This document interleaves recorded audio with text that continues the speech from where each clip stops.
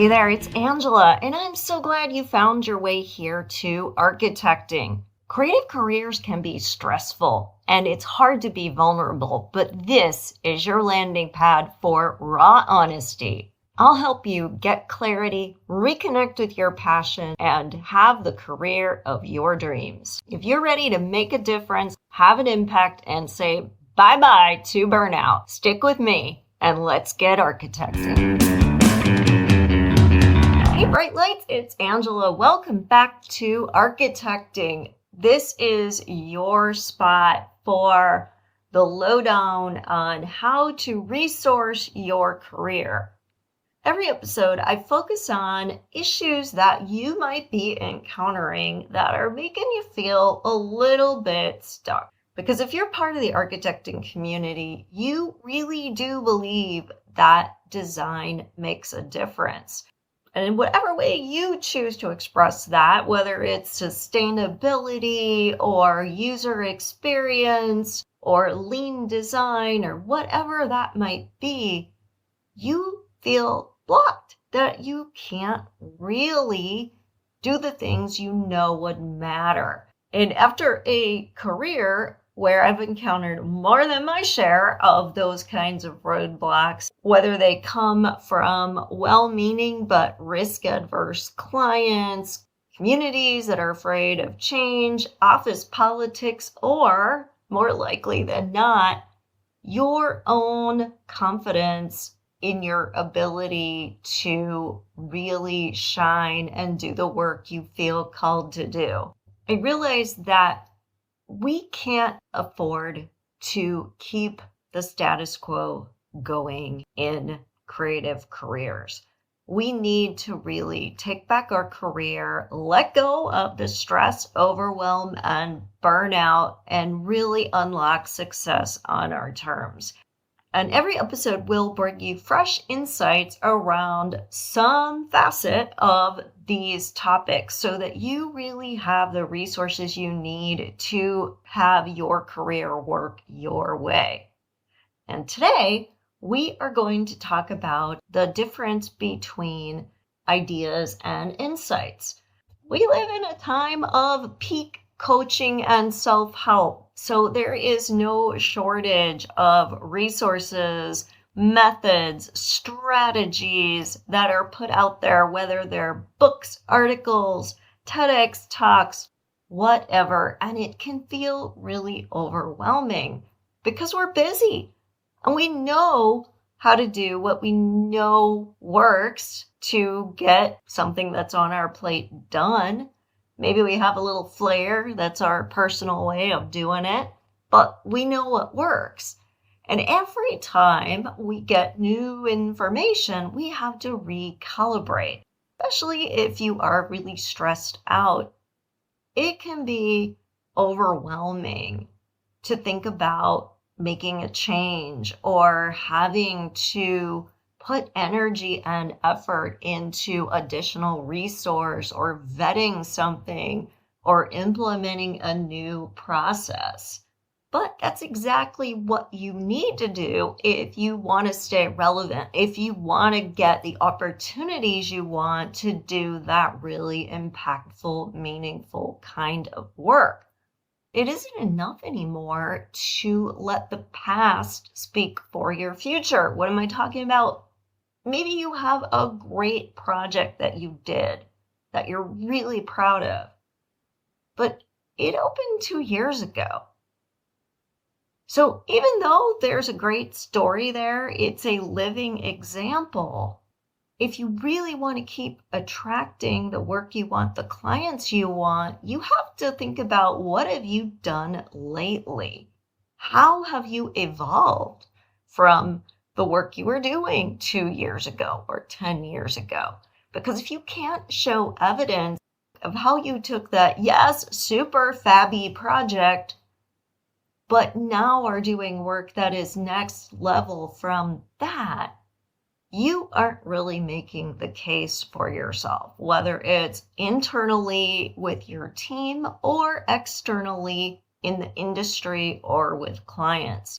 So today I want to talk about how we can go from your expertise, your knowledge, your skill set to creating valuable insights that can keep upping the ante on the work you're doing and take you beyond where you are today, and certainly beyond where you were 2 years ago when you did the Magnus Opus project, because we don't believe in the Magnus Opus here at Architecting. That implies that there's a cap to greatness, that you're going to work hard to hit some pinnacle, say ta-da, and then just coast.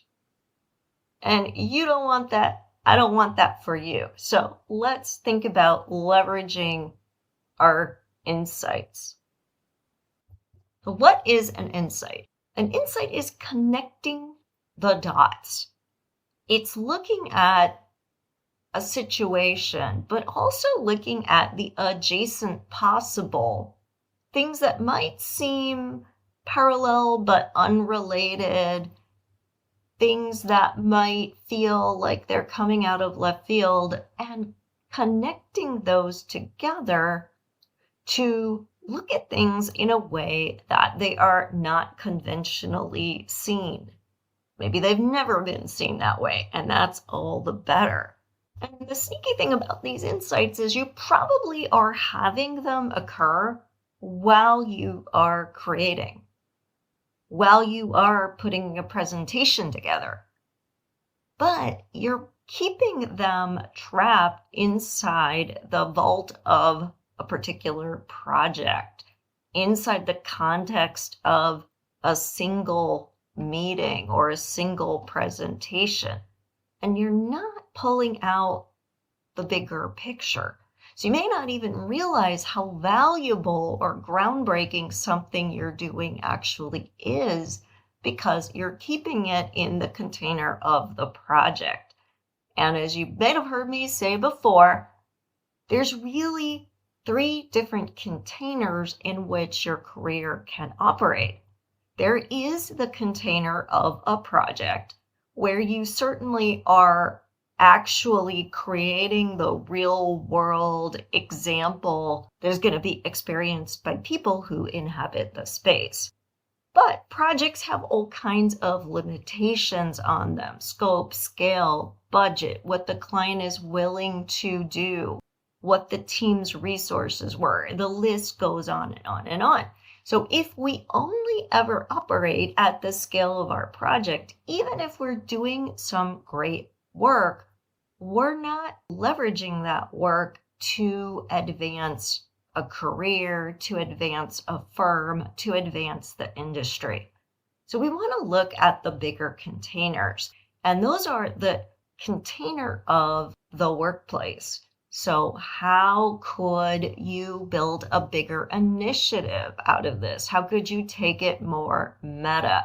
If in a project you had a really interesting exploration of staff workspace, but you leave it in that project, it doesn't really do anything. On the other hand, if you start to say, I wonder if this same strategy could be applied in other projects. What's the basic theory behind why that worked? Let's study that and let's understand that and do more research on that, so that we actually have a point of view and a position around an issue that can be applied longitudinally across multiple project types. We can start to, every time we work with that idea, refine it further. We can talk about it at conferences. We can publish papers or articles on it.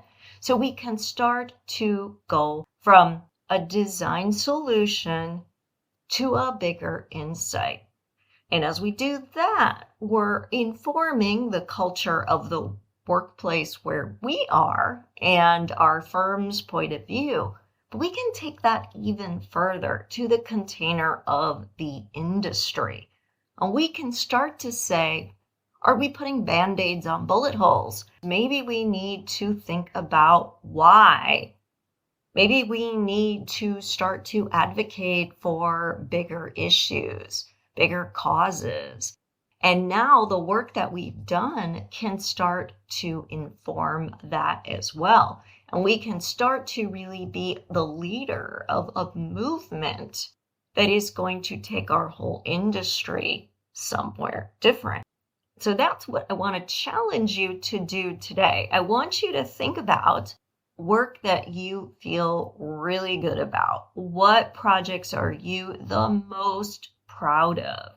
What initiatives were you involved with where you really thought that they made an impact? And then I want you to ask yourself the so what? Why should somebody else care? What's in it for them at a bigger, deeper level? And when you put on that skeptic hat, you start to get a little bit more insightful because you start to go into discernment. What made this decision good or bad? Would it work in a different situation, or were there circumstances that needed to be present in order for something to make sense? How could it be taken to a bigger or smaller scale? What kind of outcomes could you measure if you've heard anecdotally that something is working really well and people like it? Why? What specifically is working and what are the metrics behind it? Go back and talk to your clients about some of the metrics that they use to measure success. And it could be something, if we stick with this staff workspace kind of example, are they seeing higher staff satisfaction? Are they seeing a higher retention rate? Are they seeing staff reporting less stress or burnout?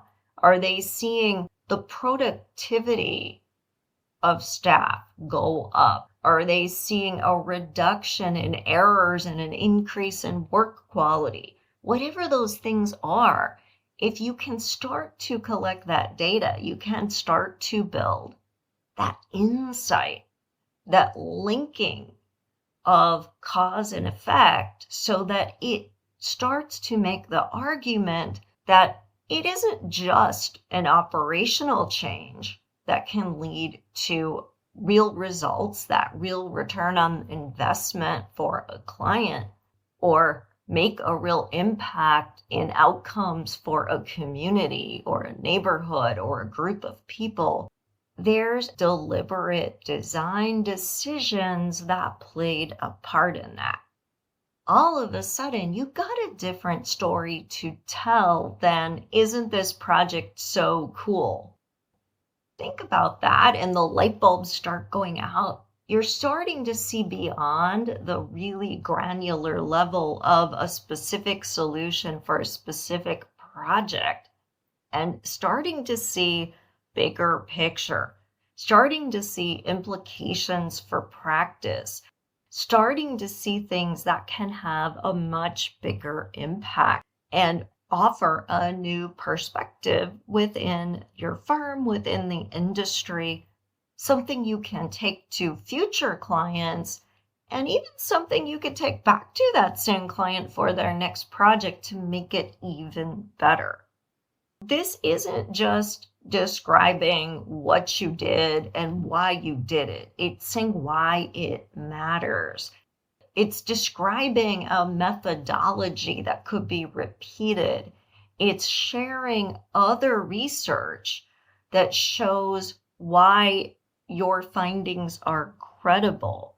It's offering practical guidance so that somebody you share this insight with now can start to see why there's value for them. Again, it's that connecting the dots, surfacing the pattern, the bigger idea, the uncommon solution that is going to change the way that somebody thinks about a problem that they are having. As you develop your insight, you want to make sure that you have 3 parts to it.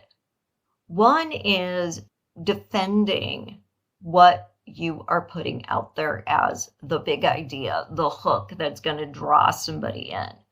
2 is that it is newsworthy. So are you touching on something that is a pain point or a buzzword or a common misconception? What about this insight is something that somebody would be compelled to look at? And thirdly, is it actionable? So this isn't like doing academic research or writing a journal paper where you're investigating something and you may find that your hypothesis is disproven, or you may find that the study you did was inconclusive. That's really valid when you are doing research. But for the purposes of an insight, if you can't actually help somebody understand the problem differently and know the next steps towards finding their solution, then you haven't served them.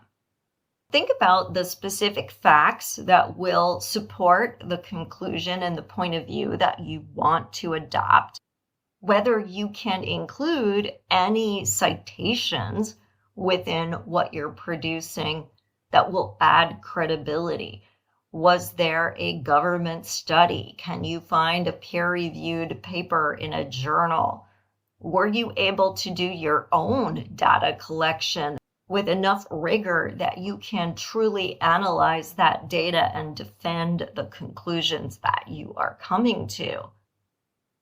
Think about the impact. How are you helping your audience to think differently about the problem that drew them to you in the first place? Are you credentialing yourself and presenting a credible argument that somebody actually is going to feel comfortable taking action upon?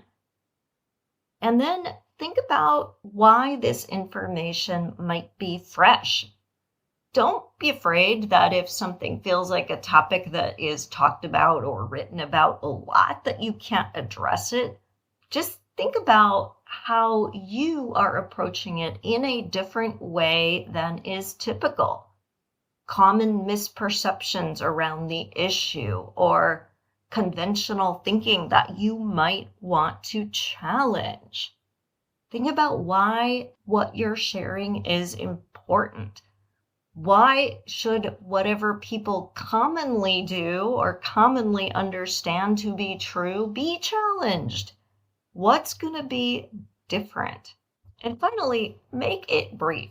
A 7 to 10 minute read that gives somebody 3 valuable takeaways and starts to help them associate you with innovative thinking around the issue.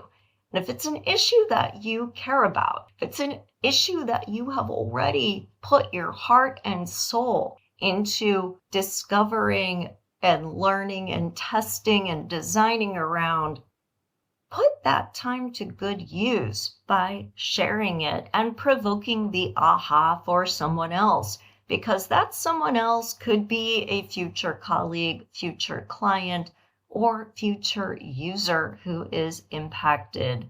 And what you were willing to share helped move the needle for them. Once you get your insight crafted, what do you do with it? Well, there's a lot of options. If you have a podcast like me, you can share it in this format. You can go on social media like LinkedIn and do a live chat. You can have a YouTube channel where you could share a presentation. You could apply to a conference in your industry and share your insights on this topic. Or you could write a blog post or a short article that is available for download via PDF on your website. It's something you can link to in your CV. It really leverage in a lot of different ways. I gave a talk today about design of neurobehavioral units, and someone in the audience had a question about using simulations and understanding how the design could work. And I was able to answer their question by pointing them to our website, because our firm has been using simulation modeling software, mock-ups for real-time simulation, and augmented reality quite a bit over the years. But we haven't just let that live in our projects.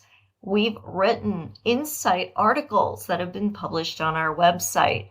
We've spoke about it at conferences and written articles for outside publication. So just going to the website and typing that in, I was able to get a list of multiple sources and send that page to that member of the audience. Having those insights handy starts to accumulate a preponderance of expertise around the issue.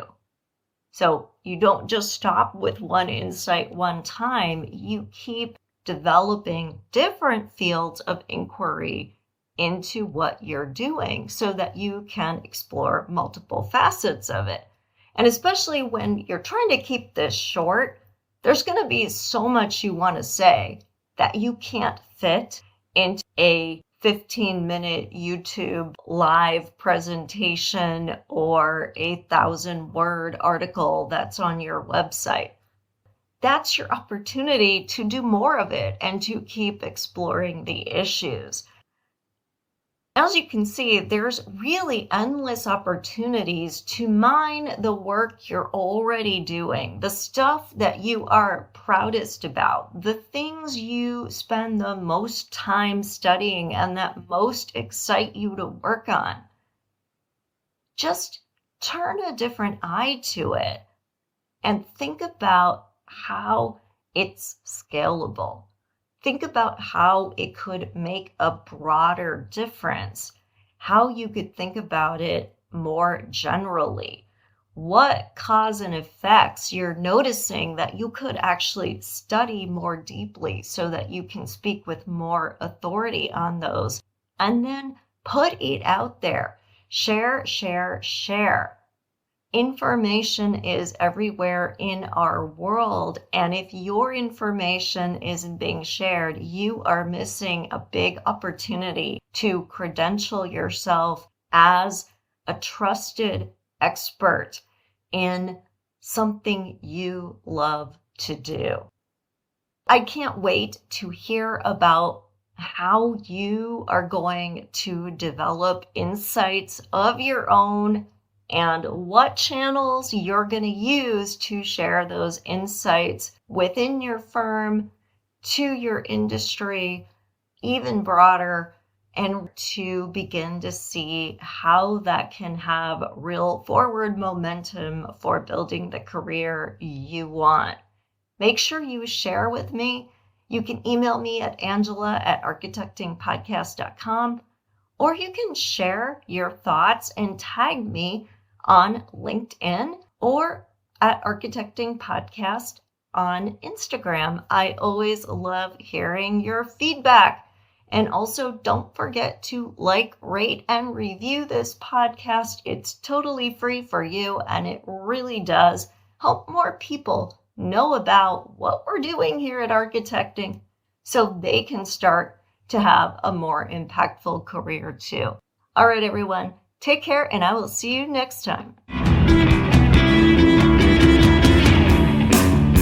Thanks for listening. If you want even more content, head on over to architectingpodcast.com and subscribe to my newsletter and get some great free downloads while you're there. Be sure to follow me on social media. On Instagram at Architecting Podcast, Facebook and LinkedIn pages are Architecting, and the YouTube channel Architecting Podcast. Stay inspired.